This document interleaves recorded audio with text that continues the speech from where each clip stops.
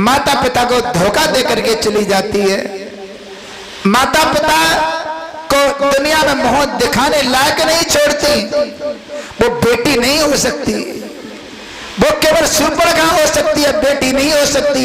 बेटी तो वो होती है जब पिता को बेटी और वर नहीं मिलता है, चाचा 4-5 साल घूमते हो जाते और बाप वर को देख करके आता है, शाम को घर में घुसता है तो बेटी पिता के चेहरा को देखती है तो पिता के चेहरा से गले से लग जाती है।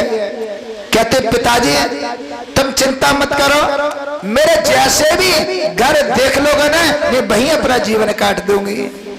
कुछ बेटियां तो मां से कहती है मम्मी पिताजी को चिंता करने की जरूरत नहीं है, पिताजी जिस घर में मुझे डाल देंगे ना मैं वहीं अपना जीवन काट लूंगी। कुछ ऐसी बेटियां होती हैं जो अपनी सेवा से माता पिता के मन को जीत लेती हैं। माता पिता के मन को ही नहीं जीतती, अड़ोसी पड़ोसी का दिल जीत लेती हैं, और अड़ोसी पड़ोसी का दिल नहीं पूरे मोहल्ला का दिल जीत लेती है।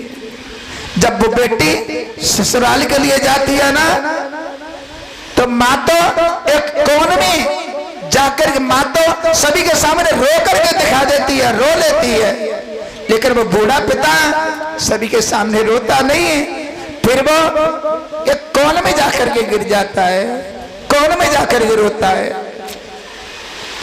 भाई होता है ना, जैसे भाई अपने बहन को विदा करता है और बहन जब जाकर के भैया के गले से लग जाती है, बहन अपनी बहन को, भाई अपनी बहन को गाड़ी में डालता है ना तो बहन भाई के शर्ट को पकड़ लेती है, भैया मत भेज, भैया मत भेज, भैया मत भेज। वो भाई बहन दोनों चूहा बिल्ली की तरह झगड़ते रहते, लड़ते रहते हैं ना।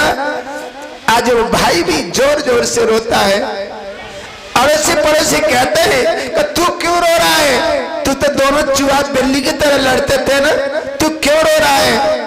तब वो भाई कहता है मैं कभी नहीं लड़ता था, मेरी बहन मुझसे कभी नहीं लड़ती थी, मैं खुद लड़ता था, मेरे कुछ काम बिगड़ जाता था तो मेरी बहन ये मेरे ऊपर सारी अपना भार ले लेती थी कि भैया ने कुछ काम नहीं बिगाड़ा, एक काम तो मैंने बिगाड़ा है। लड़ती मेरी बहन थी लेकिन लड़ता मैं था, लेकिन मनाती मेरी बहन थी। मेरी बहन जब तक मुझे प्रेस के कपड़े नहीं पहना देती थी तब तो उसे चैन नहीं आता था, मुझे मना लेती नहीं थी तब तक चैन नहीं आता था। और भाई भी रो जाता है। कुछ बेटियां ऐसी होती है माता पिता के दिल को जीत लेती हैं, मन को जीत लेती हैं, और बेटियां जब घर से विदा होती है ना तो वो घर ही नहीं पूरा घर एक शमशान जैसा बन जाता है। ऐसी बेटियां जब माता पिता को दिल को जीत लेती है। आज भगवान गोपियों को देख करके आज भगवान के दिल में विचार उठने लगे, कल से गोपियां ये ग्वालवाल ये वृंदावन सब पराज जैसो है जाएगो।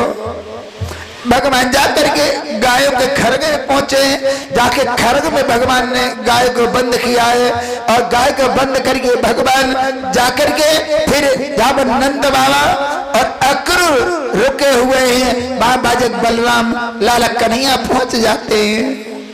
आज रात्रि में गुप्त बातें होने लगी, छुप छुप करके बातें होने लगी।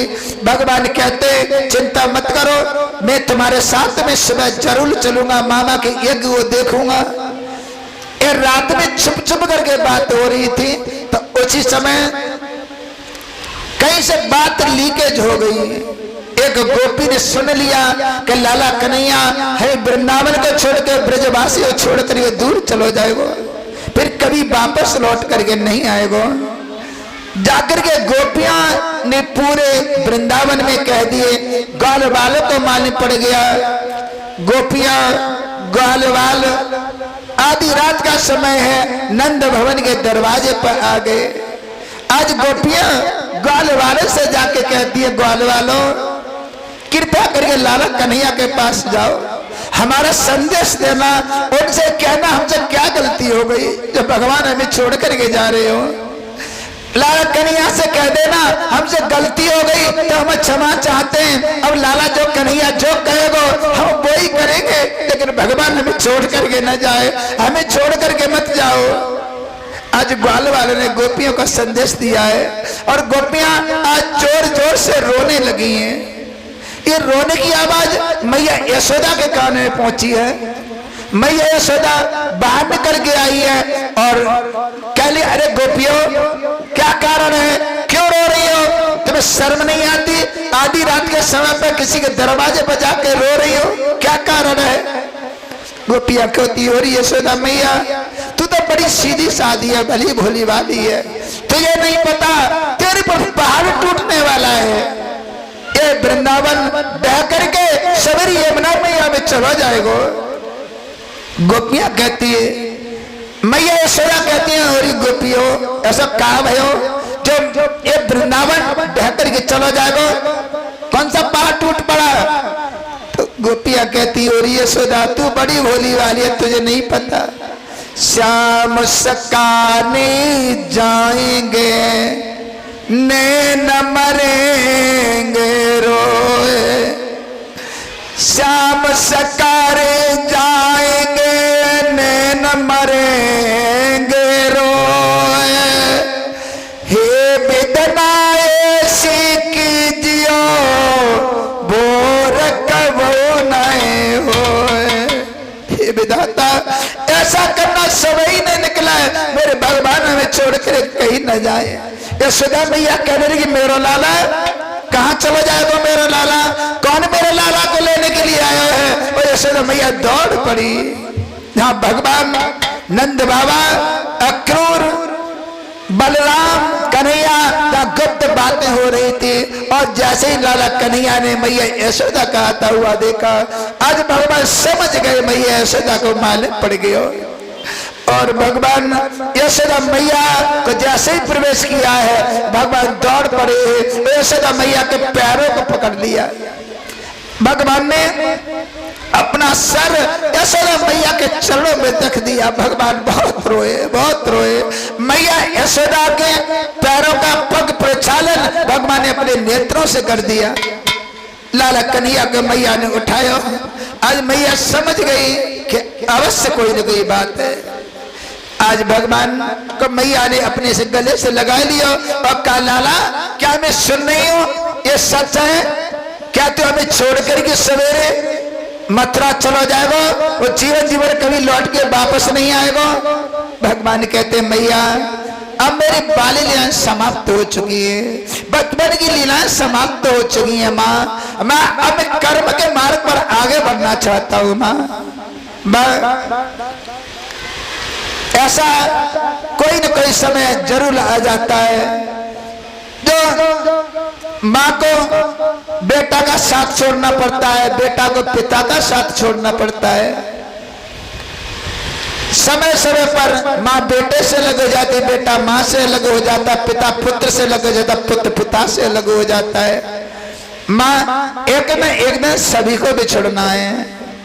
माँ में बाल लीला समाप्त हो चुकी है, अब मैं कर्म के आग पर भागना चाहता हूँ।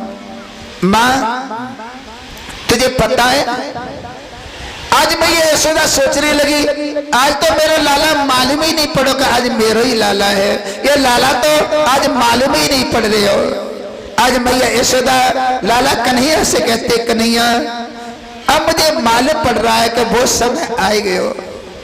एक बार जब ज्योतिषी आया हो और ज्योतिषी को मैंने तुम्हारा हाथ दिखाया था लाला, तो उस ज्योतिषी ने कहा था और यशोदा आगे जाकर के तेरा लाला एक बहुत बड़ा राजा बनेगा, लेकिन राजा बनने से पहले तू छूट जाएगी।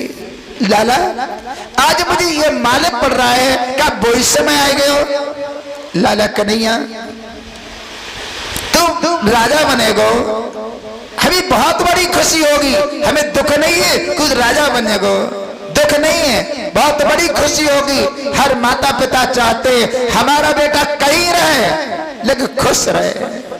बेटा तू बहुत बड़ा राजा बनेगा, हमें खुशी है, लेकिन लाला एक बात बताऊं, तू तो हमारे बिना रह लेगो, लेकिन तेरे नंद बाबा और तेरी बूढ़ी मैया तेरे बिना नहीं रह पाएगी।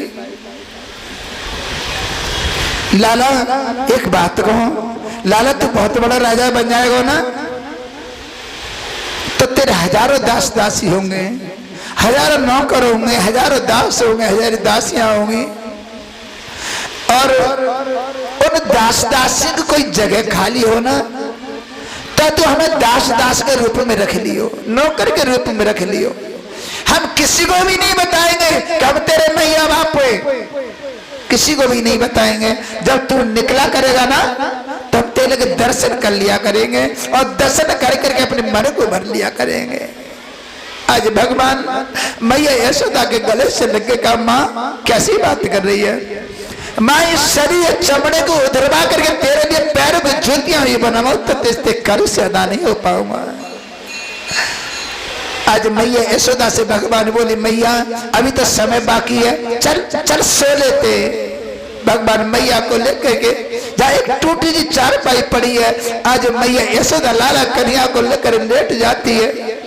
लेकिन आज मैया को कहाँ नींद आएगी, जैसे मैया को पता हो क्या मेरा लाला सुबह सुबह छोड़ करके जीवन के लिए चलो जाएगा, और बुढ़ापे में उसको बच्चा देखने के लिए मिला हो, तो क्या बूढ़ी माँ को नींद आएगी? आज भगवान सोते नहीं, नींद नहीं आ रही। मैया यशोदा बार बार लाला कन्हैया के माथे का चुम्बन लेती है, गले से चिपका लेती है। आज मैया कन्हैया को बाहों में लेते लेते थोड़ी सी नींद आ गई है। आज भगवान ने सोचा चलो मैया सो गई, हमें सारी व्यवस्था ही करनी है। अक्रूर के पास आए हैं लाला कन्हैया, व्यवस्था में लग जाते हैं। देखते देखते सुबह हो गया, और जैसी मैया ने आंख खुली है, दौड़ पड़ी है।